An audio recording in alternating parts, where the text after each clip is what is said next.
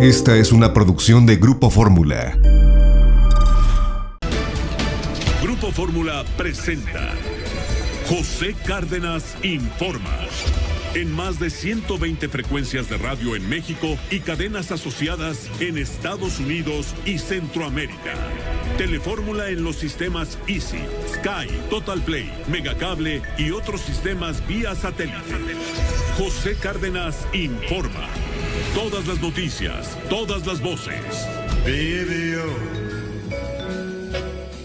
tal? ¿Cómo le va? Hoy es jueves 30 de septiembre, un día triste para los noctámbulos acapulqueños y de todo el mundo, del país también, que solían visitar el Baby O, una discoteca que tiene 45 años de haber sido fundada por Lalo Césarman, Eduardo Césarman, y que hoy está en ruinas. A las 9 de la noche con 44 minutos, un automóvil estacionado afuera del restaurante discoteca Baby O en la costera de Acapulco, allá por la zona, muy cerca de la zona naval militar, pues del vehículo descendieron varias personas, golpearon al vigilante y se metieron con bidones de gasolina y los vaciaron dentro del recinto. Y luego sacaron el encendedor, los cerillos, lo que haya sido, y le prendieron fuego. Lalo Césarman escribía al mismo tiempo, luego le avisaron, claro, que le echaron gasolina y le prendieron. El lugar más icónico de Acapulco. Es reflejo lo que el atentado, lo que sucedió. Pues no sé, es una muestra de la inseguridad que está viviendo el puerto de Acapulco. Le estoy saludando a nombre de todo el equipo que hace posible esta emisión informativa cotidiana de Grupo Fórmula Noticias. A nombre de Carlos Urdiales, el coordinador más baby. ¿Cómo estás, Carlos? Pepe, ¿cómo estás? Okay. Otra vez, ¿el coordinador más qué? Más baby. Buenas tardes, Pepe. Te saludo con mucho gusto a ti y saludo, por supuesto, a todos los radioescuchas. En este jueves toca el equipo de los técnicos, con Álvaro López al frente en los controles de radio. En Telefórmula Universidad está Ariana Reyes encabezando el equipo, junto con Enrique González, Exa Jiménez en el switcher, Miguel Guevara y Claudia Hernández en el playout, y Juan Carlos González junto con Gabriela Castro en el generador de caracteres. Todas y todos, Pepe, muy bailadores, pero también muy tristes. Pues sí, estábamos tristes, algunos que en alguna ocasión visitábamos esa discoteca como un lugar de solaz y esparcimiento. ¿Qué está pensando usted? Ahí pasaba de todo, ¿eh? Pasaba de todo. Y lo que no pasaba, también pasaba. Pero en fin, estamos escuchando la voz de Dean Martin con la canción Baby O, precisamente, que fue, digamos, considerada el himno del Baby O. Con eso abrían pista todas las noches en este lugar, concurridísimo, conocido mundialmente, le digo. Un verdadero ícono, el lugar más icónico del puerto de Acapulco en las noches. Una construcción sobre unos 500, 600 metros cuadrados, no más, pero con forma de caverna, de cueva, que tenía dentro recovecos, le digo, donde pues la gente iba ahí, se escondía, y pues hay quien veía y hay quien volteaba mejor para otro lado. Había una pista muy grande para el lugar, y había también pistas elevadas, pues para aquellos que les gustaba presumir su buen dancing, se trepaban ellos y ellas a bailar. En fin, toda una tradición.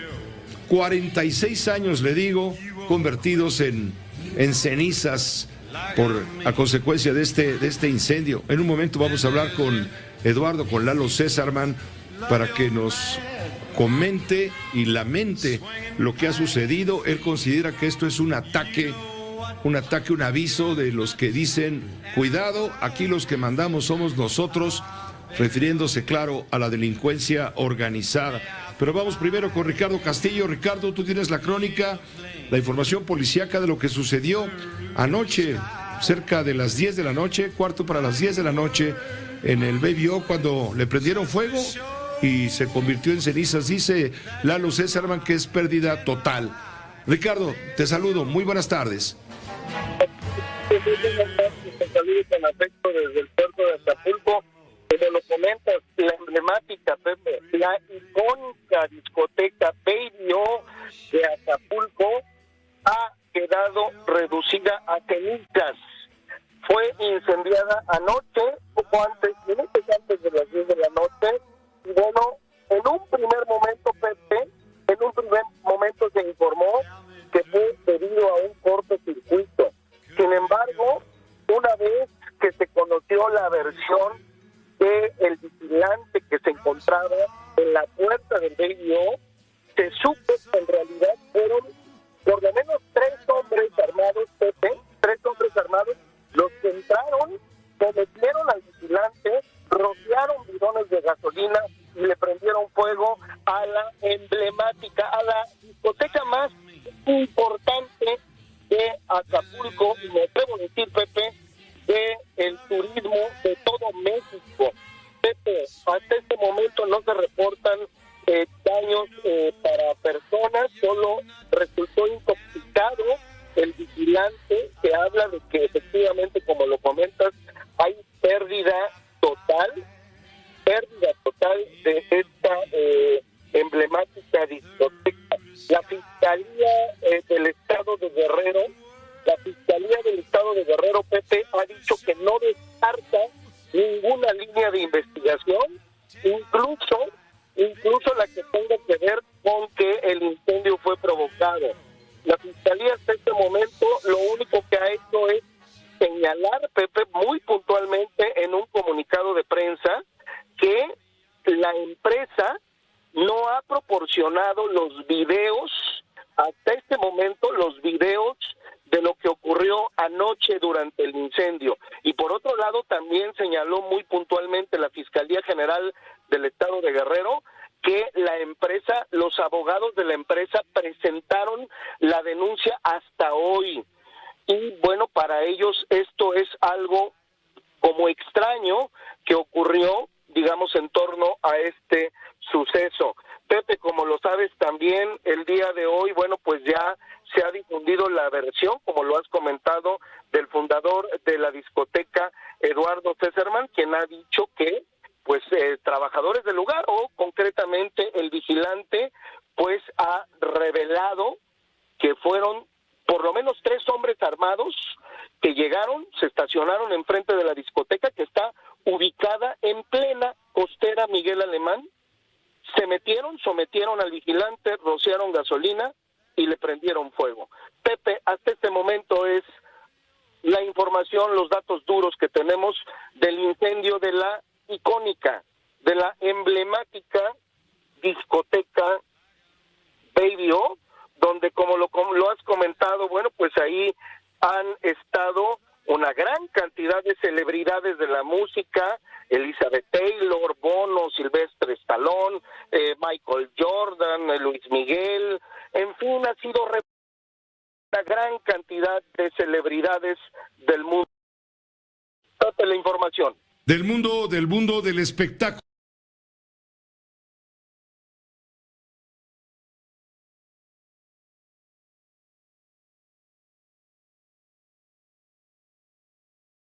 En el momento en que se estaba dando el cambio de gobierno en el municipio de Acapulco, y como lo mencionas, a unos días, a 15 días del cambio de gobernadora en este caso de Guerrero.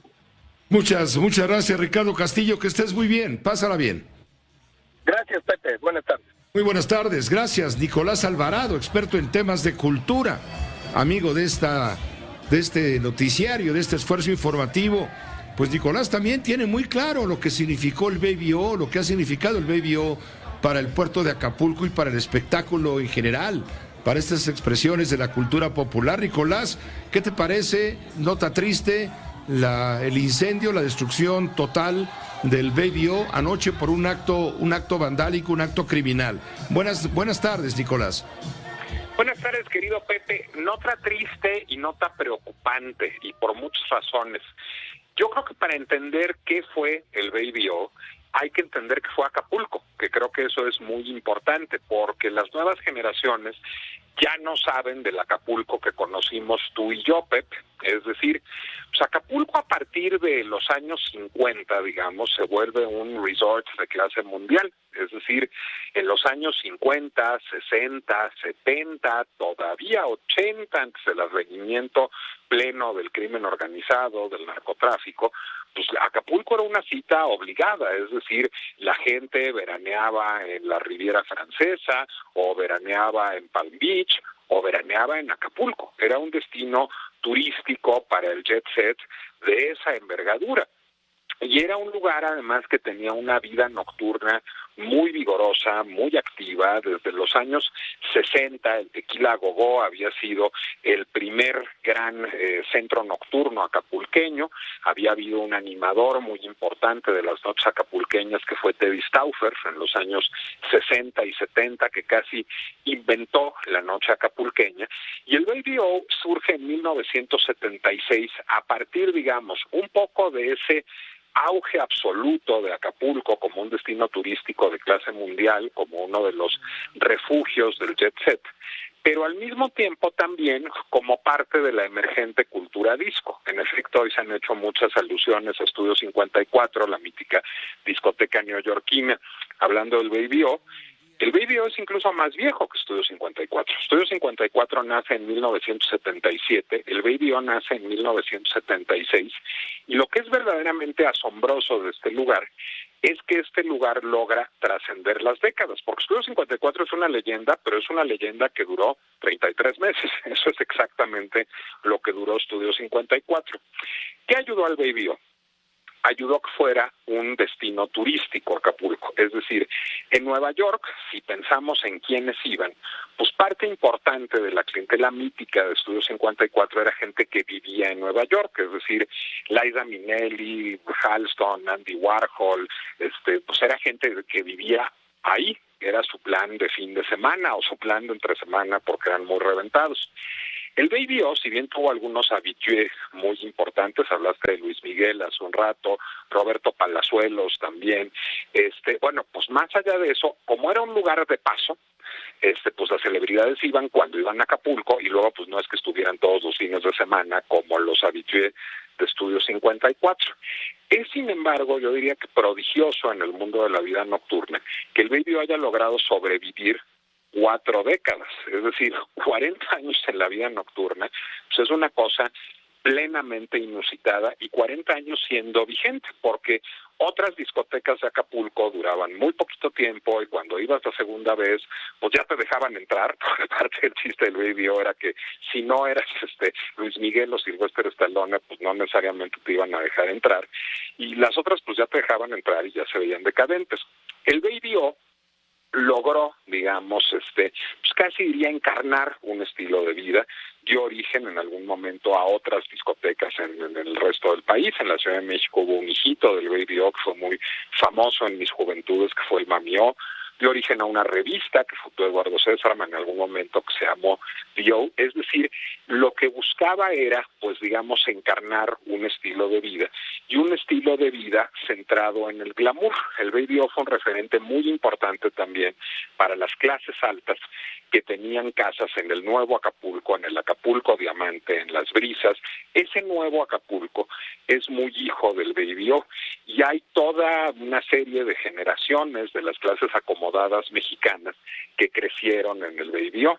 Ahora, ver que el Baby O termine incendiado, no voy a aventurar una sola hipótesis porque no me corresponde y porque debemos dejar que las autoridades hagan sus investigaciones, pero cualquiera de las autoridades, de las hipótesis que se verifique, es enormemente preocupante. Déjame compartirte un recuerdo de hace unos años que me tocó ir a hacer un reportaje justamente sobre Teddy Stauffer, Acapulco, e ir a uno de los lugares en donde Teddy Stauffer fue el alma, digamos, de la fiesta, que fue el Hotel Villavera, que seguramente recordarás, este hotel a donde Lana Turner iba con gran frecuencia. Pues el Villavera me tocó entrar a visitarlo perfecto y vacío, como si el tiempo se hubiera detenido.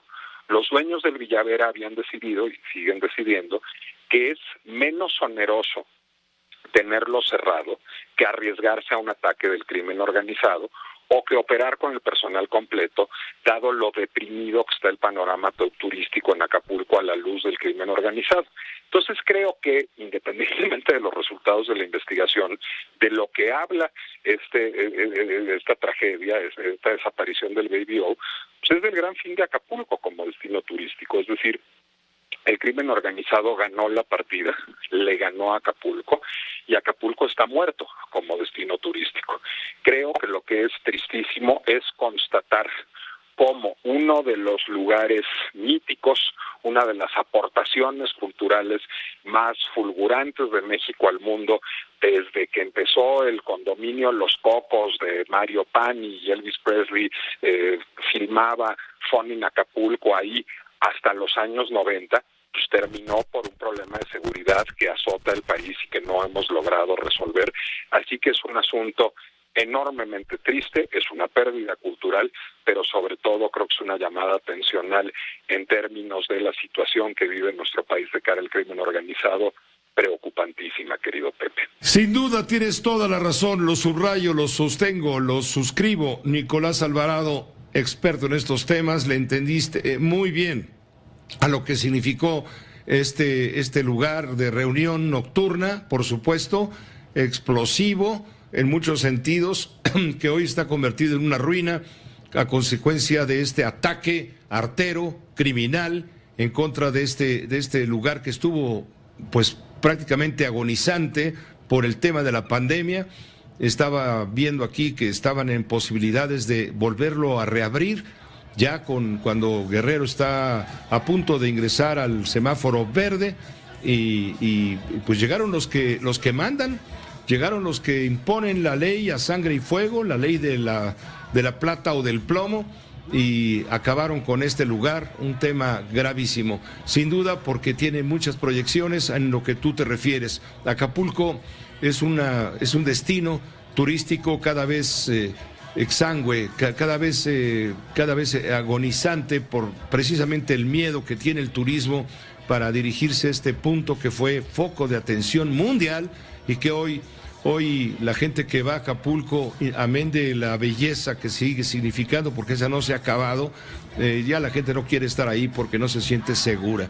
Ese es un tema que no han logrado resolver las autoridades de partido político alguno. Que estés muy bien, Nicolás Alvarado, gracias por estar con nosotros. Pepe, te mando un abrazo, gracias por invitarme. Que te vaya muy bien, gracias a ti por permitirnos invitarte. Hay anécdotas, incluso la anécdota que alguna vez cuenta que llegó una muchacha muy joven, muy guapa, pero ataviada pues como hippie, y llegó sola y no la dejaron entrar.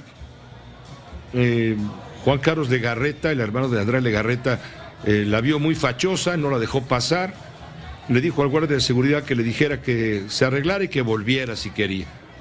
Y al día siguiente habló Luis Miguel y preguntó incrédula si era cierto que no la habían dejado pasar, y dijo Luis Miguel, pero cuidado, pues era Estefanía de Mónaco, nada menos que la princesa de Mónaco. Y al día siguiente, bueno, ya regresó y hasta gratis le salió, por supuesto. Pero había sido un error de apreciación. Como te ven, te tratan, ¿verdad? Eso es muy de Acapulco, muy de ese estilo, ciertamente. En fin, en un momento continuamos, hay más información importante. Quédese con nosotros y entérese solo de lo más importante.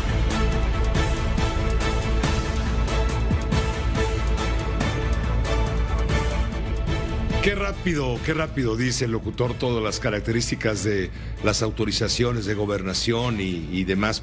En fin, no sé cómo le hacen. Admirable, ¿eh? No equivocarse, y con un solo aire se avienta toda una oración completa. José Luis Cuevas, ya está lista la convocatoria del Tri para la eliminatoria rumbo a Qatar 2022. Te saludo con mucho gusto, creo que hay novedades interesantes. El Chucky Lozano, también Jiménez, ya están considerados dentro de los primeros llamados pues de la selección mexicana, lo cual son buenas noticias. Adelante, ¿cómo estás? Saludos. ¿Cómo estás, Pepe? Te saludo con mucho gusto. Así es, está lista la convocatoria para los partidos de fecha FIFA correspondiente a la eliminatoria de CONCACAF rumbo a Qatar, ante Canadá el próximo jueves, ante Honduras el próximo domingo, y después hasta el miércoles 13 de octubre en El Salvador, frente a El Salvador, allá en el Estadio Cuscatlán. Son 28 futbolistas. De los 28 futbolistas habrá que destacar los regresos tanto de Irving Lozano, Héctor Herrera y Raúl Alonso Jiménez, 3 futbolistas que no estuvieron en la convocatoria pasada por permisos y algunas otras situaciones que se dieron a conocer en su momento. Destacar también que son 9 foráneos y que el resto son de la Liga MX, que ha convocado alrededor de 4 porteros y que solamente un jugador es de la MLS, se trata de Jonathan Dos Santos, los otros 8 son europeos, y se está trabajando en el permiso de Raúl Jiménez para que pueda estar cuando menos en los primeros 2 partidos. Recordar que por protocolo a COVID-19 el futbolista tiene que hacer una cuarentena a su regreso al Reino Unido cuando visite países de la lista roja que tiene el Reino Unido. México es uno de esos países por el tema de la pandemia y el manejo que se ha tenido, los altos contagios que ha habido, en fin. Entonces, lo que está buscando la selección mexicana y lo que pide el Wolverhampton es que Raúl Jiménez esté para el juego ante Canadá y el juego ante Honduras. Ya no haría el viaje a El Salvador y llegaría, en este caso, a hacer su cuarentena a Reino Unido de regreso para perderse un juego de la Premier League y no 2, como sucedería en dado caso que también viaje a El Salvador. Destaca que estará junto con Rogelio Funes Mori, primera vez que van a estar juntos, y por primera vez en mucho tiempo Gerardo Martino tendrá prácticamente a lo mejor disponible para encarar la eliminatoria mundialista, Pepe. Pues ojalá salga todo como lo tiene planeado el Tata Martino, ya repuesto de la operación de la retina a la que se sometió recientemente. Gracias por la información, buenas noticias para la afición futbolera. Y hablando de la afición, Pepe, para finalizar te comento que los 2 partidos ante Canadá y ante Honduras será con el 75% de aforo en el Estadio Azteca. O sea, se esperan buenas entradas. Todo esto porque el gobierno de la Ciudad de México así lo ha autorizado. Muy bien, gracias José Luis, estaremos en contacto. Buenas tardes. Que te vaya muy bien, muy buenas tardes. Y también saludo a Eduardo Césarman, a Lalo Césarman, fundador en 1976 y dueño de la discoteca Baby O, convertida hoy en cenizas. Eduardo, lamentable lo ocurrido, ¿cómo te va? Un saludo, bueno, ¿cómo te va? ¿Para qué te pregunto? Me imagino que va la cosa mal. ¿Qué pasó finalmente, Eduardo? ¿Qué te ha dicho la autoridad? Pues mira, la autoridad no mucho, se le informó, levantamos el acta en la mañana, están haciendo sus peritajes y luego, bueno, hay ahí algún tema de que ellos dicen que no saben si fue un cortocircuito o que si fue un ataque directo a la discoteca. También hay el tema que dicen que nosotros lo incendiamos, no lo dicen ellos, pero ya mucha gente lo está diciendo. Entonces, yo te agradezco mucho que me atiendas porque sí quiero aclarar las cosas. A ver, venga, dinos todo lo que quieras para que sea escuchado en todo el país, tomando en cuenta la importancia significativa del Baby O como este centro icónico en la noche acapulqueña. Muchas gracias. Mira, lo que nos informó el policía es que llegaron 3 personas, lo amagaron, lo amenazaron, le dio hasta un shock nervioso y llegaron con unos bidones, entraron al lugar y el vecino puerta con puerta es trabajador del Baby O, se dio cuenta de que estaba quemándose el lugar y es cuando le habla a la policía y cuando llegan los bomberos. Nuestra versión es que echaron el combustible en el piso porque no se quemó el techo, sino se derritió el techo. Se derritieron todos los equipos que estaban en el techo, luces, cables, etcétera, todo lo que existe en el techo. Y llegó hasta la cabina, pero llegó un calor, no llegó un fuego. Y pues se acabó el lugar, se fue completito, ¿no? Es pérdida total, Eduardo. Sí, definitivamente. Es decir, lo más importante de la discoteca es el edificio, obviamente, pero todo lo que está dentro del edificio. Y no sabemos si también está lastimado el edificio en sí. Están haciendo peritajes en este momento. Eduardo, es un tema grave porque ustedes estaban por reabrir después de ¿cuánto tiempo de haberlo mantenido cerrado a causa de la pandemia? 18 meses. 15 de septiembre fueron 18 meses.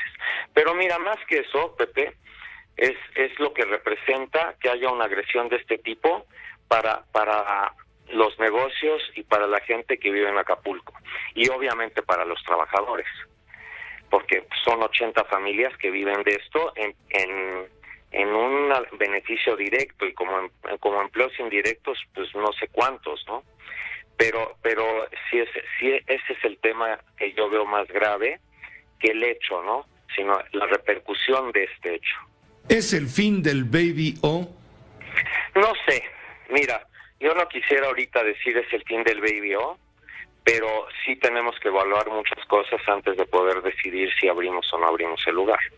Estaba ya la situación económica difícil debido justamente a esta clausura, consecuencia de la pandemia por normatividad sanitaria. La situación se hablaba en Acapulco, yo soy frecuente de Acapulco, nos decían, no, parece que andan mal económicamente, que hasta están pensando en cerrarlo. Mira, nunca habíamos pensado en cerrarlo antes de esto, porque de una manera u otra, y gracias a los trabajadores, gracias a nuestro esfuerzo, gracias a muchas circunstancias que pasaron, el lugar estaba listo para abrirse en cualquier momento desde que se cerró. Es decir, no teníamos ningún problema para abrir. El negocio no debe dinero, el negocio está sano, obviamente no tiene dinero tampoco, porque pues, son muchos meses de haber estado cerrado, pero no tiene ningún problema. Es decir, no es un problema económico el hecho de por qué no se haya abierto, y el pensar si se abría o no en toda esta parte de la pandemia es que si se alargaba demasiado el tiempo para poder abrir, pues también había ya una imposibilidad de abrir económica. Pero hasta este momento no había ningún problema. ¿El lugar estaba asegurado? No contra actos de este tipo. Sí tiene su seguro de incendio, tiene su seguro de huracán, de terremoto, sus seguros a terceros, pero este tipo de incidentes no está asegurado. ¿Cuándo vas a ir para allá a ver lo que quedó? Pues mira, yo quisiera que acabaran de hacerse los peritajes y acabara los bomberos su trabajo y la fiscalía, etcétera, para que nos dejen entrar, a ver realmente cómo están las cosas, ¿no? No podemos ni siquiera ponerle energía eléctrica porque hay un miedo de que como todo se fundió, que pueda haber ahí unos cables pegados y se vuelve a incendiar el lugar. Entonces estamos esperando y pues en cuanto terminen ellos, pues ya iremos nosotros y veremos qué hacemos al respecto y tomaremos decisiones más acertadas, ¿no? Desde luego hay que esperar a los peritajes, pero todo parece indicar que es un mensaje del crimen organizado a las autoridades para decirles, cuidado, aquí los que mandamos somos nosotros.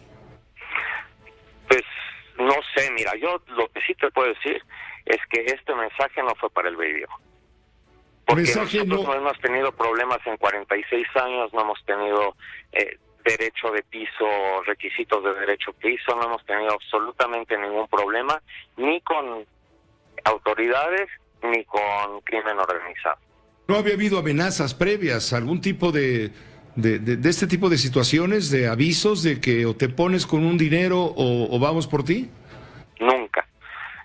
La verdad, el Baby O ha estado como en una burbuja fuera de todo mal y todo lo malo que haya pasado en Acapulco y en México, ¿no? Con la caída del Baby O, con la destrucción del Baby O, pérdida total, nos estás confirmando, pues se muere un poco Acapulco, ¿no crees? Pues mira, se muere un poco de la tradición. Acapulco, al final de cuentas, es un lugar mágico, es un lugar que pues yo quiero mucho y muchos queremos mucho, incluyéndote a ti, ¿no? Pero sí se pierde una de las atracciones más importantes que tenía el puerto, ¿no? Pero no quiere decir que no volvamos a reabrir. Es decir, tenemos todavía que tener un poquito de paciencia, pero pues si por lo pronto este año yo dudo que podamos abrir, eso sí. Pues te agradezco, Eduardo, no sé si gustes comentar algo más, porque sí fue de alto impacto el hecho de lo sucedido.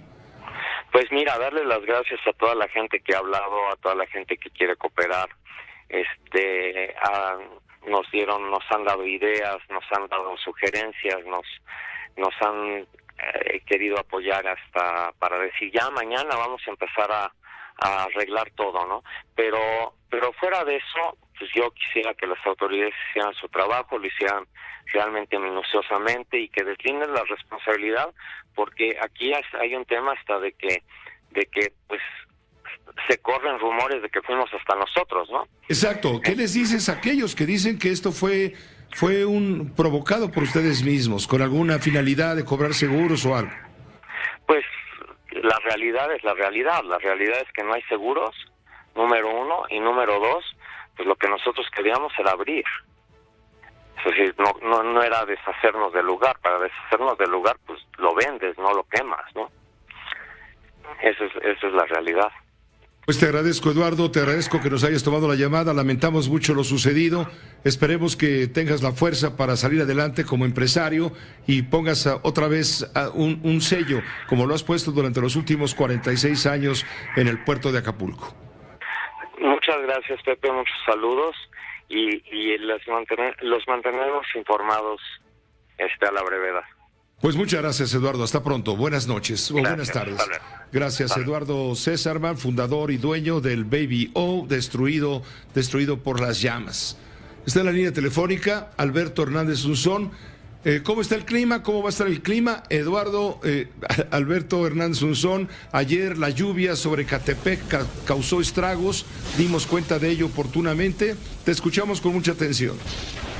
Bueno, Pepe, buenas tardes. La alerta por el desarrollo de tormentas eléctricas localmente severas incluye el riesgo de granizadas y la probabilidad de formación de tornados, Pepe. Las granizadas serían alrededor de 1,5 a 2 pulgadas de diámetro, así que muy pendiente. Se acaba de activar por parte del Centro de Predicción de Tormentas Severas de Estados Unidos una alerta precisamente desde las zonas del suroeste de Texas, incluido la región de Ciudad Acuña, a Piedras Negras y a Villa Ahumada en Coahuila. La actividad ahí será principalmente a partir de las 11 de la noche hasta las 2 de la mañana, así que es muy probable se formen algunos tornados, así que la alerta para el norte de Coahuila. Pero también ya tenemos actividad de tormentas en Puebla, en Jalisco, en Colima, en Michoacán, nuevamente Guanajuato, Aguascalientes, la zona de Querétaro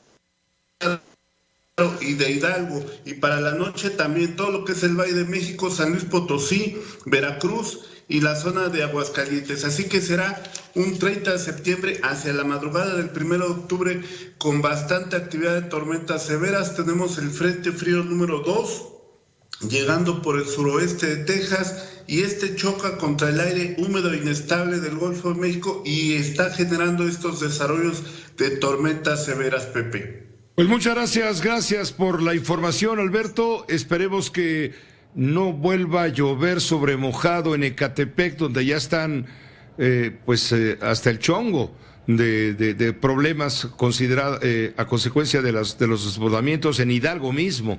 Todos sabemos las consecuencias que ha traído la lluvia desbordada en el río Tula, en Ixmiquilpan, en Tlahuelilpan, en la misma ciudad de Tula, desde luego, Pachuca, los alrededores, en fin, estamos muy pendientes de lo que ocurre con las condiciones climatológicas a consecuencia de esta temporada de lluvias que no tiene para cuándo, ¿no? Pues normalmente acaba por el cordonazo de San Francisco, o sea, entre el 4 y 10 de octubre, ahí es donde culmina la temporada pico de la temporada de lluvias. Todavía se están formando ciclones, como es el huracán Sam en el Atlántico y la tormenta tropical Víctor, que es el 20º ciclón del Atlántico, y esto continuará hasta más o menos finales de octubre, Pepe. Muchas gracias, Alberto Hernández Unzón, que estés muy bien. Hasta luego, Pepe, pendientes. Pendientes, por supuesto, y muy atentos. Estaremos contigo de más adelante. Vámonos a una pausa. Mientras tanto, un corte comercial, y vamos a hablar de lo que ha pasado a consecuencia del linchamiento y asesinato por parte de Fuente Ovejuna, por parte de la gente, de 2 supuestos presuntos secuestradores en Huitzilac, en el estado de Morelos. Siguen las investigaciones a fondo.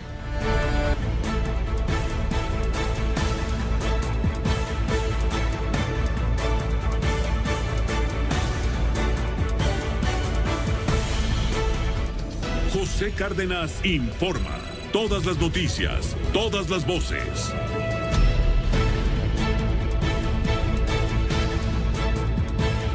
Una persona muy estimada, muy querida, me está diciendo, caray, si es una tragedia lo del Baby O, creemos que pudieron haber entrado a quemarlo para mandar un aviso a la presidencia municipal, a la presidenta municipal que entra hoy. Bueno, sí, no tenía ninguna amenaza. Lo dijo Eduardo Césarman. No, en 46 años de operación nunca recibimos algún amago de extorsión. Es un desastre. En fin, el local es del socio de Rafael Villafañe. En fin, son datos que me proporcionan personas que están cerca del tema del Baby O, que lamentan lo ocurrido. Está en la línea telefónica Pablo Ojeda Cárdenas, el secretario de Gobierno del Estado de Morelos, a quien saludo y le doy las gracias de aceptar esta llamada telefónica. Secretario, ¿qué tal? Muy buenas tardes. Pepe, ¿qué tal? ¿Cómo estás? Muy buenas noches. Bien, muchas gracias. Gracias, Pablo. Pues primero vamos a poner antecedentes a la audiencia que nos acompaña esta noche, porque pues 2 hombres fueron linchados y murieron en Huitzilac, en el estado de Morelos, luego de haber sido detenidos, golpeados y quemados vivos por unos 200 pobladores que los acusaron de intentar robar un domicilio y tras ser descubiertos y haber tomado como rehén a una niña. Permíteme, Pablo Ojeda Cárdenas, establecer contacto con Tonatiu Olea de Fórmula Morelos. Él tiene los detalles de los hechos para comentarlos contigo, si nos permites. Tonatiu, muchos saludos, te escucha el secretario de Gobierno de Morelos. Adelante, Tonatiu. Así es, Pepe, secretario, los saludo con gusto. Pues comentarles que pobladores del municipio de Huitzilac ayer miércoles prendieron fuego a 2 personas quienes presuntamente allanaron una vivienda e intentaron privar de la libertad a una menor. Los hechos se registraron en la calle Matamoros del barrio La Purísima. Tras el intento de secuestro, familiares y vecinos de la menor retuvieron y golpearon a los presuntos delincuentes. Al sitio llegaron elementos policíacos quienes llevaron a cabo la detención y al intentar subir a la patrulla los presuntos responsables, alrededor de 20 personas, arribaron a la calle Matamoros agrediendo a los oficiales, no permitiendo el traslado de los detenidos. Las 2 personas fueron llevadas al Palacio Municipal, donde los amarraron y amenazaron con lincharlos. Las campanas de la iglesia, Pepe, sonaron, reuniéndose alrededor de 200 personas en las inmediaciones de la presidencia municipal. Los pobladores enardecidos llegaron con garrafas de gasolina, las cuales introdujeron al patio del Palacio Municipal, mientras las 2 personas eran golpeadas. Desafortunadamente, el número de pobladores superaba al número de policías. Las 2 personas fueron llevadas al patio al interior de la presidencia municipal, donde fueron rociados con gasolina para posteriormente prenderles fuego. Estas personas murieron calcinadas. Los occisos fueron identificados como José Luis N., de 35 años de edad, y Enrique Manuel, de 21 años, ambos originarios del municipio de Jiutepec. La información, Pepe. Completa, gracias, Tonatiu. Que estés bien, buena tarde. Buena tarde, saludos. Saludos, gracias, secretario. Pablo, ¿qué nos dices de esto respecto al comportamiento de la policía para evitar el linchamiento en primera instancia y después el haberlos incendiado, los que los rociaron con gasolina y les prendieron fuego y por supuesto los mataron? Bueno, Pepe, primero pues la reseña que hace Tonatiu, muy profesional como siempre lo hace, es muy precisa. Primero decirte que hacer un posicionamiento en un tema de este tipo pues es muy complejo, porque independientemente de la valoración de escenarios que hicimos el día de ayer, del proceso de toma de decisiones, de las circunstancias y de la forma en la que aplicamos el protocolo de actuación para prevención y atención de casos de linchamiento, pues al final del día 2 personas fallecieron y fueron violados en sus derechos humanos. Y eso pues lo reconocemos, hay que enfrentarlo en lo que representa y hay que corregirlo para que no vuelva a suceder.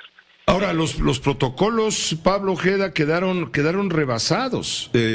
Pudo más la población que los policías. ¿Por qué los policías no hicieron algo más por evitar esto? ¿Era más peligroso tratar de evitarlo? Es decir, ¿se midieron las consecuencias de lo que sería enfrentarse con la población enardecida? Así es, y lo dices muy bien. Se tuvo que hacer una ponderación de riesgos. La evaluación de riesgo es un factor determinante en el rescate de víctimas en ese tipo de circunstancias. Mira, te comento muy rápido. En Morelos funcionamos a través de un sistema de mando coordinado, donde sumamos esfuerzos de las policías estatales y municipales. En el municipio de Huitzilac, donde sucedieron los hechos, tenemos 28 elementos entre municipales y estatales que funcionan en turnos de 24 por 24 horas. Evidentemente la fuerza no es la ideal, pero es la que se tiene por muchos factores. Por esto el día de los hechos, día de ayer, se tenían 14 elementos en servicio. Los primeros respondientes, como bien Tonatiuh lo narra, después de que los pobladores detectan que hay estas personas que presuntamente están cometiendo este delito, acuden 10 elementos de la policía del mando coordinado Morelos y los detienen. Los suben a la patrulla y cuando quieren ser trasladados, la población se opone, los baja de la patrulla porque pues evidentemente manifiestan que no tienen confianza en que vayan a ser procesados debidamente, y los llevan al Palacio Municipal. Ahí se pide apoyo y llegan refuerzos, llegan 30 elementos adicionales, es decir, un total de 40, y después llegan otros 25 elementos antimotines. Esto está hablando en un lapso de 3 horas. Estamos hablando de 65 agentes de la autoridad, los que finalmente se congregaron. Pues estamos hablando de, los últimos 25 ya hacia el final del evento, pero digamos un total de 40 en el momento más álgido del conflicto. Y con una población, como bien dices, enardecida, una turba de más de 200 personas, y los protocolos de actuación para la prevención y atención de casos de linchamiento se aplicaron, y pues evidentemente en esos casos hay que hacer una ponderación de los riesgos. Los riesgos que entonces ahí es cuando dice Pablo Ojeda, es cuando dicen no podemos hacer nada, pues que ni modo, que Dios nos ampare. No. Nunca diría eso, al contrario, lo que yo estoy diciendo es que yo incluso lo he asumido, yo asumo la responsabilidad de haber hecho esa ponderación. Los linchamientos, pues cualquiera que sea su origen, representan un reto muy grande para la autoridad, porque está en riesgo la seguridad de los elementos de la policía, está en riesgo la seguridad de los elementos de las autoridades municipales que están en el momento, y está en riesgo también la seguridad de los pobladores que se están enfrentando. Entonces, en esta ponderación a veces hay que tomar decisiones, y esa decisión la asumo yo, de haber no querido utilizar mayor fuerza para evitar mayores riesgos a la población, y privilegiar el diálogo y los mecanismos disuasivos a través de líderes sociales y del diálogo directo con las personas. Pues estás cargando, Pablo, con 2 muertos.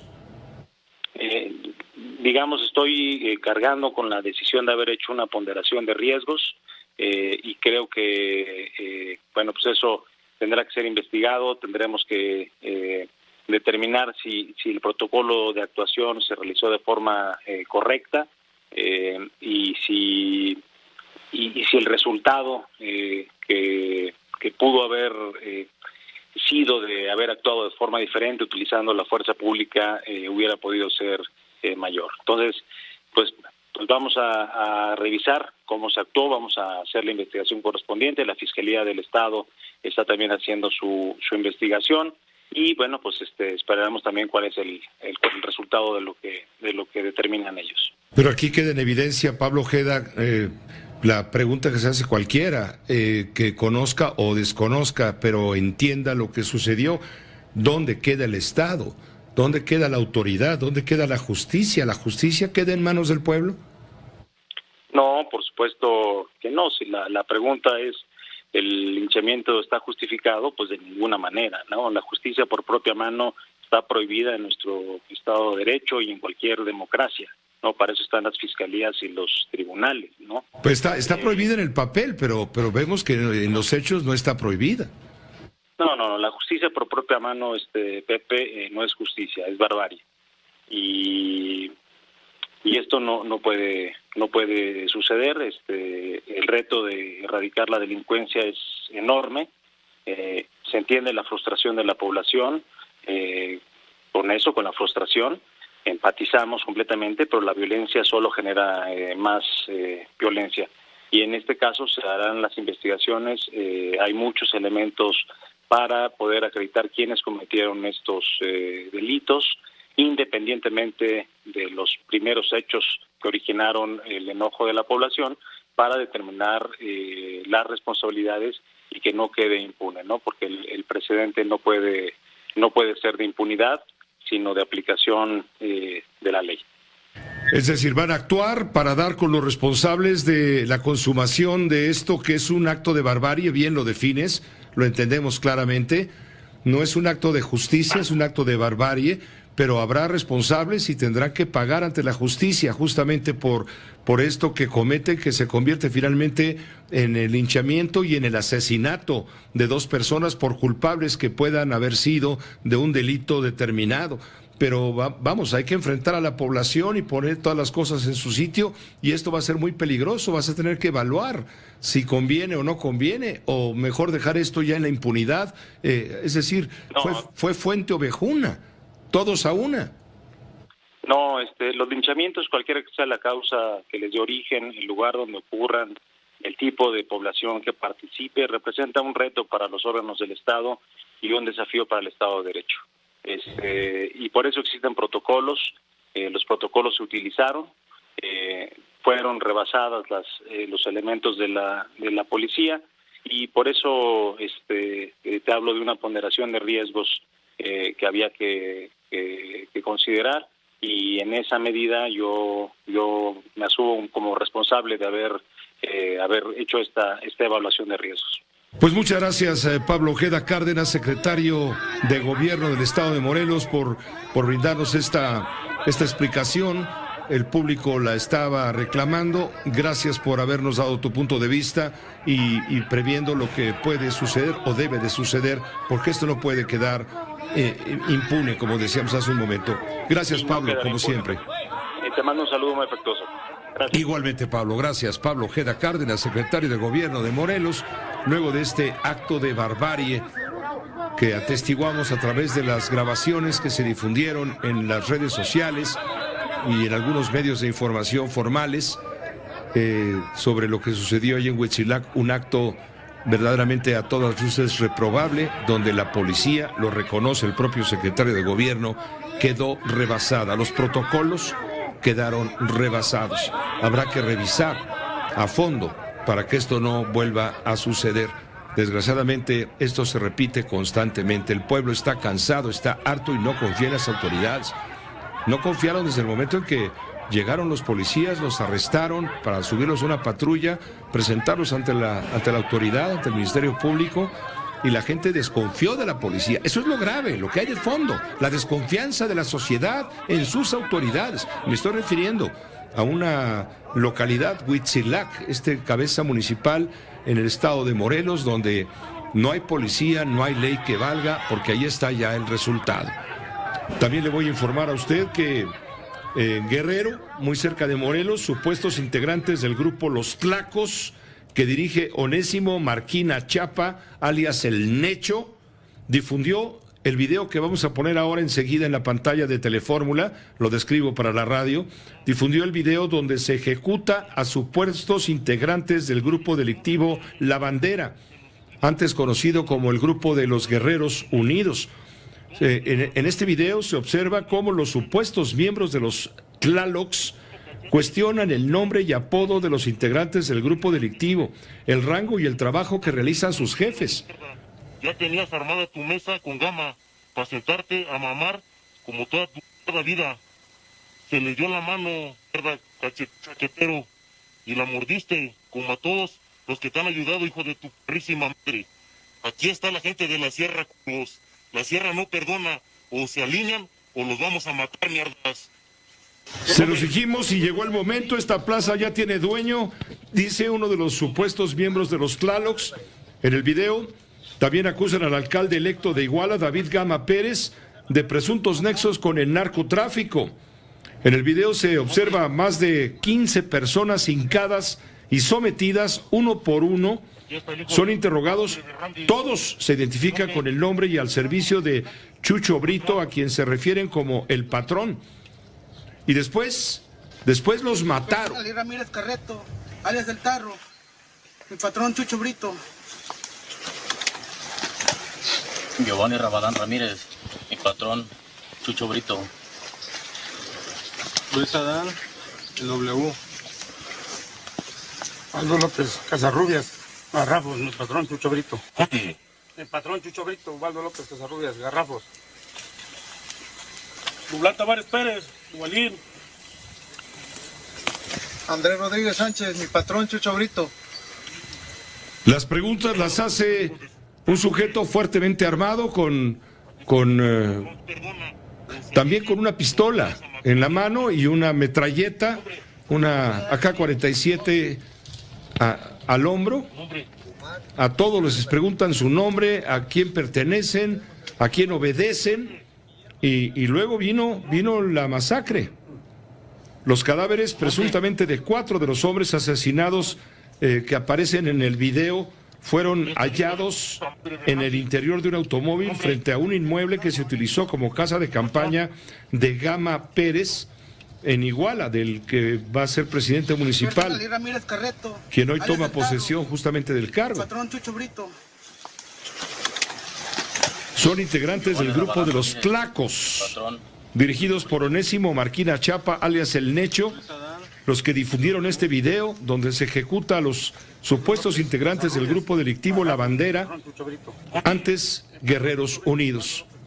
Ese es el México bronco, el México real. Andrés Rodríguez Sánchez, mi patrón Chucho Brito. Eran a su madre, hijos de su puta madre. ¿A qué se dedica tu patrón Chucho Brito? Es el que tiene la línea con el ayuntamiento. Fuerte. Es el que tiene la línea con el ayuntamiento. ¿A qué se dedica? A sacar la lana de las construcciones y todo eso, de las obras. Es el mensaje para David Gama Pérez, a quien acusan de presuntos nexos con el narcotráfico. David Gama Pérez es desde hoy el presidente municipal. O los vamos a matar, mierdas. Hombre, Marín, Simón. Terrible, terrible asunto. Nos permite una pausa breve, volvemos con más. Monstruo. Guillermo Cerecer Navarro. Guillermo Cerecer Navarro. Tu patrón. Aquí se escuchan todas las noticias y todas las voces. Eduardo Césarman, Lalo Césarman, fundador en 1976 y dueño de la discoteca Baby O. Es lo que representa que haya una agresión de este tipo para los negocios y para la gente que vive en Acapulco. Y obviamente para los trabajadores. ¿Es el fin del Baby O? No sé, mira, yo no quisiera ahorita decir es el fin del Baby O, pero sí tenemos que evaluar muchas cosas antes de poder decidir si abrimos o no abrimos el lugar. Todas las noticias, todas las voces.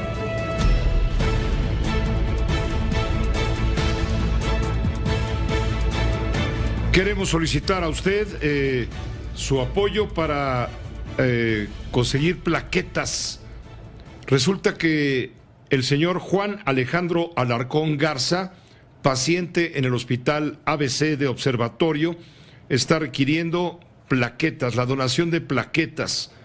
Las personas que quisieran donarlas deben de reunir las siguientes características: mayores de 18 y hasta 65 años, un peso mínimo de 50 kilogramos, no haber tenido temperatura, gripa o diarrea en las últimas 2 semanas, no haber tomado antibiótico ni antihistamínico.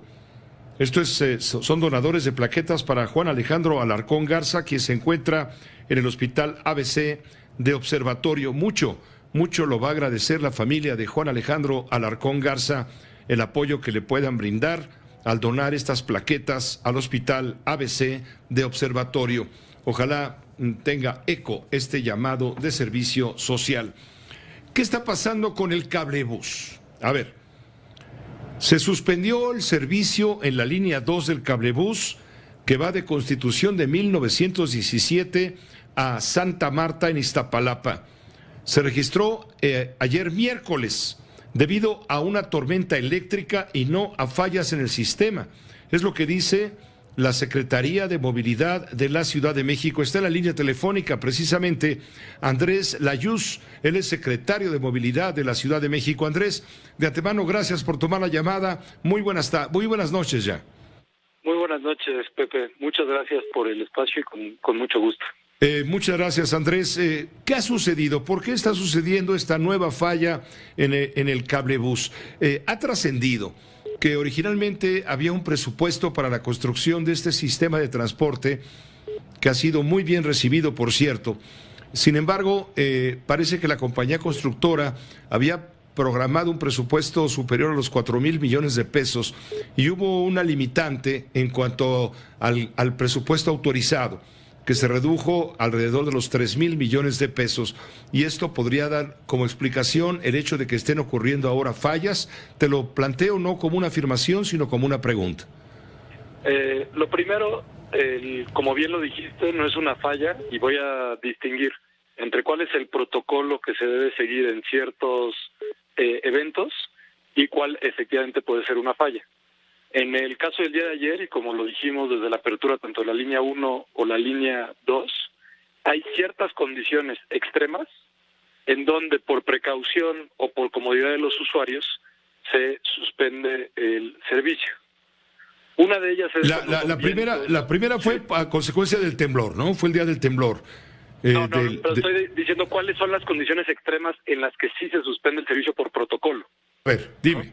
Entonces son... cuando son constantes los vientos mayores de entre 70 y 80 kilómetros por hora, esa es una, y desde el principio así fue, es una de las características que conocemos de estos sistemas. En la Ciudad de México son pocas las ocasiones donde tenemos vientos constantes de mayores de 70 kilómetros por hora, pero puede suceder, ¿no? Pero insisto, es poco frecuente. Y la otra son tormentas eléctricas en la zona donde operan, ya sea en el norte, en Cuautepec, o en Iztapalapa en el caso del sur. En ambos casos, fuertes vientos constantes, no solo es una ráfaga, sino que sea constante, o una tormenta eléctrica en la zona precisa de operación, puede requerir al operador del sistema iniciar un protocolo en donde se desembarca a los usuarios y hasta que pase, ya sea las ráfagas de viento constantes o la tormenta eléctrica, reactivar el acceso a usuarios. Incluso el día de ayer, aunque no podíamos tener usuarios por la tormenta eléctrica, el sistema seguía operando, es decir, seguía activo y se veían las cabinas en movimiento, simplemente no tenían usuarios hasta que se dio la tormenta. ¿Cuánta gente resultó afectada por esta suspensión? Dijo la jefa de gobierno, Claudia Sheinbaum, desde el lunes que se cerraría de manera temporal la línea 1 del cablebús. Esto de lo que estamos hablando de ayer es de la línea 2. A ver, esa es una cosa distinta y también me gustaría aclararla. En todos los teleféricos, cuando empiezan operaciones, después de determinado tiempo hay un paro de operaciones para hacer lo que se llama el recorte del cable. Como los cables, insisto, en todos los teleféricos, como los cables son nuevos, hay un proceso natural de elongación del cable y se hace un paro de unos días donde se hace el recorte del cable. Por ejemplo, en el teleférico de Puerto Vallarta se hizo más o menos a los 6 meses de operación. En el teleférico que está en el Estado de México se hizo hace relativamente poco. Entonces es normal que en cualquier sistema suceda. Así como en esa noticia se dijo, bueno, es que en la línea 1 en algún momento también se va a hacer en la línea 2. Se hacen todas las líneas de teleférico nuevas después del inicio de operación y depende de las mediciones cuándo es que sucede esto. Por eso no se planteó que sería un cierre ni inmediato ni en fechas próximas, sino que estamos esperando a tener la información, que con esa información ya se anunciará a los usuarios con tiempo para que sepan cuándo sería este paro técnico. Pero todo eso, Andrés, todo eso no se lo dijeron a la gente cuando se inauguró de manera así pomposa y circunstancial el sistema. Y ahora la gente va a empezar a desconfiar, ¿no? Me parece que no hay ningún motivo para desconfiar. Insisto, es un sistema seguro que cumple con todas las características de operación y las personas lo han estado usando con seguridad. Tan no desconfían las personas que hoy en la línea 1 tenemos alrededor de 40,000 usuarios y en la línea 2 tenemos poco más de 50,000 usuarios al día. Ahora son los que se van a ver afectados, en este caso. En su momento, y se les informará, y habrá un servicio de transporte para como alternativa. Será solo unos días, así es.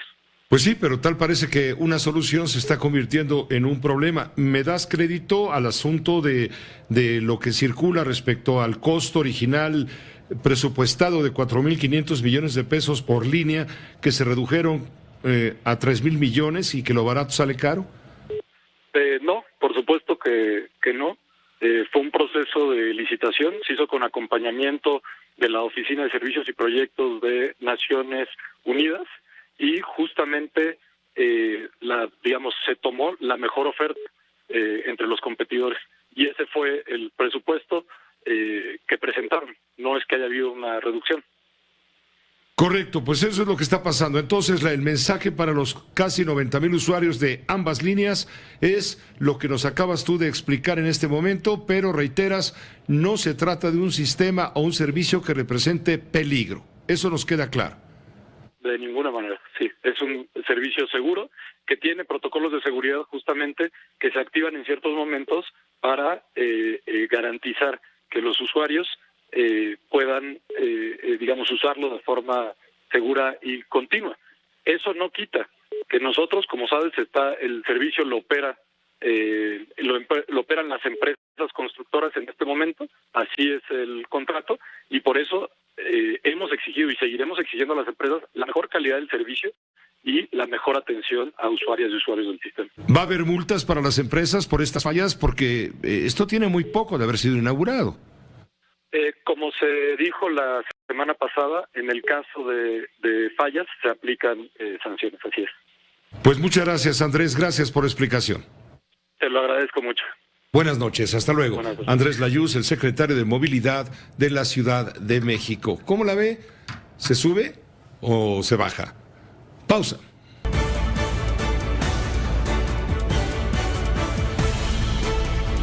José Cárdenas informa. Todas las noticias, todas las voces. Con 400... tengo aquí algún problema técnico con estas cosas de los switches que gente se complican, pero en fin, ¿me están escuchando? Es que yo no escucho de regreso, pero en fin, vamos a darle.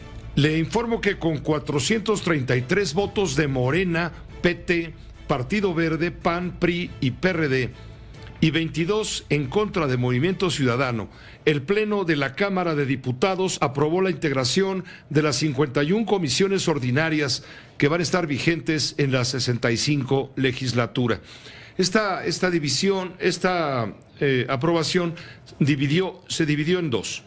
En un primer paquete se avalaron 40 comisiones ordinarias, las cuales ya existen desde la pasada legislatura. Y el segundo paquete se avalaron otras 11 comisiones que son de nueva creación o se dividieron. Estamos hablando de 56. El acuerdo entrará en vigor y está condicionado por el Senado, a que el Senado apruebe la minuta de la reforma al artículo 39 de la Ley Orgánica del Congreso de los Estados Unidos, por el cual se modifica el número de comisiones ordinarias aprobado por el Pleno de San Lázaro. Vamos con el doctor Luis Carlos Ugalde, el director general de Integralia Consultores, empresa de análisis de riesgo político, para comentar este reparto del pastel legislativo en diputados. Luis Carlos, qué gusto saludarte, escucharte también. ¿Cómo te va? Muy buenas noches. Muy bien, Pepe, muy buenas noches. Pues efectivamente el día de hoy se votó ya la integración de las comisiones y quiero hacerte varios comentarios. Este tema es muy importante porque el trabajo del Congreso se lleva a cabo de forma técnica primero en las comisiones, antes de que se voten las iniciativas en el Pleno, se hace en el seno de las comisiones. Dos, como Morena es el partido más grande, pues obviamente va a tener el mayor número de comisiones, va a tener 20 de ellas, y el resto de los partidos menos número de comisiones, hasta lograr 51 comisiones. Quiero comentarte, Pepe, que siempre el reparto de comisiones es como el reparto de títulos nobiliarios. Todo mundo quiere tener título, y entonces nunca alcanzan las comisiones. En la legislatura pasada tomaron una buena decisión, que fue reducir el número de comisiones. Eran tantas las comisiones que existían que México se convirtió en la legislatura anterior en el país del mundo con más comisiones. Teníamos 62 comisiones en el Senado y 56 en la Cámara de Diputados. Era un exceso. Se redujeron el número para quedar en 46. Bueno, pues esta legislatura ya empezó a cometer su primer pecado y las multiplicó y las subió a 51. Es decir, ya empezó la multiplicación de las comisiones. Pero más allá de eso, el tema es que han quedado integradas, claramente las más relevantes se las quedó Morena. ¿Cuáles son las comisiones más relevantes? Pues son la Comisión de Presupuesto, porque ahí se reparte el presupuesto, es la Comisión de Puntos Constitucionales, porque ahí se deciden las reformas a la Constitución, se creó una nueva comisión de reforma electoral, una cosa muy extraña porque la verdad es que no se hacen comisiones para una reforma en específico, hay comisiones ordinarias a través de las cuales se canalizan los temas de las diversas iniciativas. Se crea una comisión, creo yo, innecesaria de reforma electoral. La Comisión de Vigilancia de la Auditoría Superior de la Federación quedó en manos del PRI. La Comisión de Hacienda de la Cámara de Diputados quedó en manos del Partido Verde, del diputado Luis Armando Melgar, lo cual refleja claramente que entre el Morena, el gobierno y el Partido Verde hay una alianza muy sólida, porque esta Comisión de Hacienda es la que se dedica a dictaminar la ley de ingresos, los posibles impuestos que haya. Y otra muy importante es la Comisión de Energía, porque ahí se va a dictaminar la posible reforma eléctrica que el presidente quiere enviar al Congreso, esa quedó en manos de Morena. Y otra muy importante, pues obviamente es la Comisión en materia de justicia, etcétera, etcétera. Ese es el tema. El Congreso está apenas iniciando, como tú sabes, apenas está por empezar la discusión del presupuesto, se acaban de instalar las comisiones. En el Senado de la República, Pepe, quizá el tema más relevante de la semana que termina es la constitución de un grupo plural de 5 senadores que se quieren independizar, lo cual significa básicamente que la coalición de gobierno pierde 3 senadores, porque de esos 5 nuevos senadores independientes, 1 es de Morena y 2 son del PT, lo cual uno supondría eran votos del gobierno, ya son independientes. Entonces creo que ese es el tema importante. Y 2, claramente la figura de Ricardo Monreal, que es el coordinador de Morena, pero que cada vez más es un político que está desafiando al presidente y que está convirtiéndose, aunque está dentro de la casa, en una persona que eventualmente seguramente romperá con el gobierno. Has tocado un punto sin duda clave, eso es importante, pero antes de eso, ¿se vale, se puede, es legal crear una nueva fracción parlamentaria con otro grupo parlamentario con derechos y obligaciones, prerrogativas? Ha dicho la doctora, la ministra Sánchez Cordero en retiro, ha dicho la presidenta de la mesa directiva del Senado que de acuerdo con la ley no procede porque está fuera de tiempos. Yo creo que la ministra Olga tiene razón. Yo creo que la ley orgánica tiene muy claro de cómo se deben constituir y por quiénes. Y yo creo que no tienen derecho a recibir prerrogativas ni a constituirse como un grupo parlamentario, pero lo que ellos han respondido es que a ellos no les interesan las prerrogativas, no les interesa el dinero, no les interesa incluso ni siquiera presidir comisiones, que ellos lo que quieren es tener un asiento en la Junta de Coordinación Política, que es la que define la agenda legislativa, y eventualmente si no les dieran permiso de eso, inclusive pues lo que sí tienen derecho como personas es a independizarse. Esto no requiere permiso de nadie y ya como senadores independientes cada uno de ellos pueden configurarse políticamente hablando como un grupo cohesionado que tome decisiones. Y esto es muy relevante, Pepe, porque al gobierno le faltaban 7 votos en el Senado para tener la mayoría constitucional. A eso se debe que en la legislatura anterior, en muchas ocasiones el gobierno no podía convocar a periodos extraordinarios, no podía aprobar ciertas reformas. Gracias a esos 7 votos que le faltaban al gobierno es que muchas reformas del presidente tuvieron que ser renegociadas. Bueno, ahora ya no son 7, ahora son 10 votos los que les faltan a la coalición de gobierno, lo cual hace que se vaya a generar un contrapeso de más relevancia en la Cámara de Senadores. Creo que ese es el tema de fondo y obviamente en la Cámara de Diputados al gobierno le faltan 56 votos. Entonces, creo que esto ayuda a generar un poco más de contrapesos. Ahora, finalmente, ¿qué significa que a este grupo plural, independiente de senadores a los que te has referido hace un momento, qué significa que les ofrezcan voz, pero no dinero, que no los consideren, pues, como una fracción parlamentaria con derechos y obligaciones, sino simplemente les digan, bueno, pues hagan lo que quieran, pero no van a formar parte de la Junta de Coordinación Política?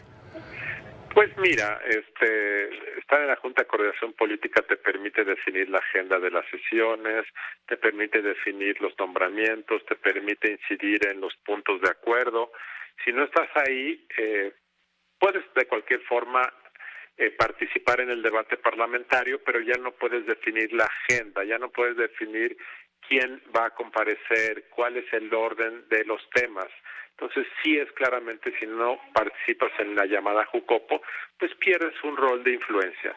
Pero reitero, yo creo que estos senadores desde hace tiempo ya están fuera de sus grupos parlamentarios. Claramente el caso de Germán Martínez y el de Nancy de la Sierra, por mencionar dos visibles, pues no comulgan con las ideas del gobierno, no comulgan con muchas de las propuestas de su grupo parlamentario, no comulgan con la disciplina que tiene que permear al interior de estas organizaciones. Entonces, en los hechos, pues ellos ya se comportan como independientes.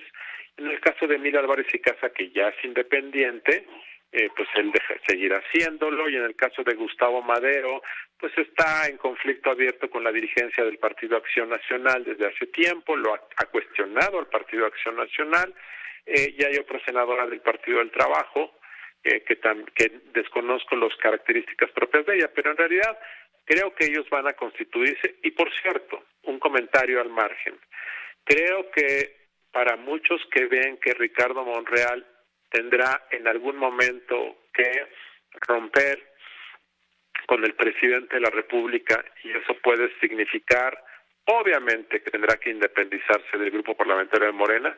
Claramente este grupo plural pues sería el lugar ideal para él para unirse. Imagínate que dentro de 6 meses o 9 meses o 1 año y medio ya Ricardo Monreal no tiene cabida con el gobierno, el presidente lo forza a salir de Morena. Pues me parece que claramente Ricardo Monreal podrá llevarse a 5, 6, 10, 15 senadores. Ricardo Monreal tiene mucho liderazgo en el Senado y habrá 5, 10 o 12 que lo seguirían. Si esos 12 se los sumas a estos 5, pues ya serían 17. Ya es una cosa que puede definir incluso mayorías legales. Entonces, me parece que esta es la antesala de una reconfiguración de las fuerzas políticas en el Senado para los próximos 2 años y medio, Pepe. Mucho habremos de comentar contigo, desde luego, Luis Carlos Ugalde. Gracias, como siempre, un saludo muy cordial. Gracias, Pepe. Buenas noches. Gracias, muy buenas noches a Ricardo Monreal, a Luis Carlos Ugalde, el director general de Integralia Consultores, empresa de análisis de riesgo político. José Cárdenas informa. Todas las noticias, todas las voces. Bueno, pues resulta que el expresidente del gobierno español del Partido Popular, que es José María Aznar, hoy se burló del presidente López Obrador. Respondió con ironía justamente al presidente de México luego de que dijo que aquel país tiene que disculparse por la conquista de América. durante su intervención en la tercera jornada de la Convención Nacional del Partido Popular en España, que se celebra en Sevilla, Aznar dijo: España tiene que pedir perdón. De acuerdo. ¿Y usted cómo se llama? Yo me llamo Andrés Manuel López Obrador. Andrés por parte de los aztecas, Manuel por parte de los mayas. López es una mezcla de aztecas y mayas. Le pongo lo que dijo el señor Aznar. 200 aniversario de la independencia de México. Enhorabuena. Y ahora me cambia usted toda la cosa y dice usted que España tiene que pedir perdón. ¿Y usted cómo se llama? Dígame usted cómo se llama, por favor. Yo me llamo Andrés Manuel López Obrador.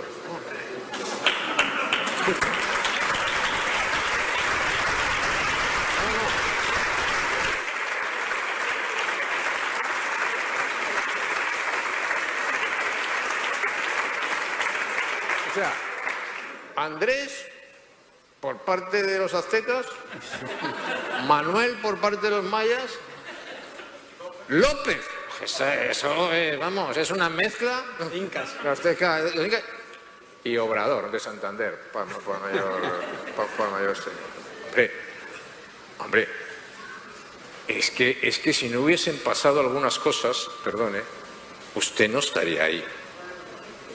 Ni se podría llamar como se llama, ni podría haber sido bautizado. Digo, ni podría haberse producido la evangelización de América. Digo. Claro.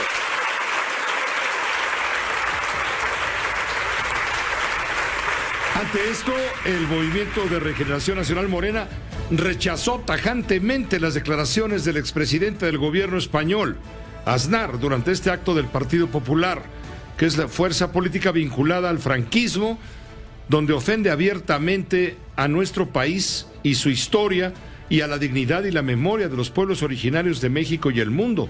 No nos sorprende que un instigador bélico niegue el genocidio indígena en nuestro continente y haga apología de la evangelización católica, teniendo en cuenta los abusos ejercidos por miembros de la corona española, contradiciendo con esto al propio Papa Francisco, quien recientemente ofreció disculpas al pueblo de México, o la postura de su rey Juan Carlos I, quien tuvo la decencia de reconocer los arbitrios cometidos en el pasado contra el pueblo sefaradí. Nuestro movimiento, dice Morena, rechaza contundentemente su insistente injerencia en los asuntos internos de México, tanto de él como de su personero Santiago Abascal, presidente de Vox, partido de ultraderecha cuya presencia en nuestro país fue lamentablemente vergonzosa. Duro y a la cabeza le lanza Morena una pedrada, un tepalcate allá al heredero de los conquistadores de España. Nos permite una pausa, volvemos. Informa todas las noticias, todas las voces. Pues hasta aquí lo más importante en las noticias. A nombre de todo el equipo, gracias por su atención, su confianza y todo lo demás. A continuación, en estas frecuencias de radio, sintonice usted la fórmula financiera. Lo esperan los periodistas Mari Carmen Cortés, Pepe Yuste y Marco Antonio Mares, y en Telefórmula, Leonardo Curcio. Gracias y hasta mañana. Esta fue una producción de Grupo Fórmula.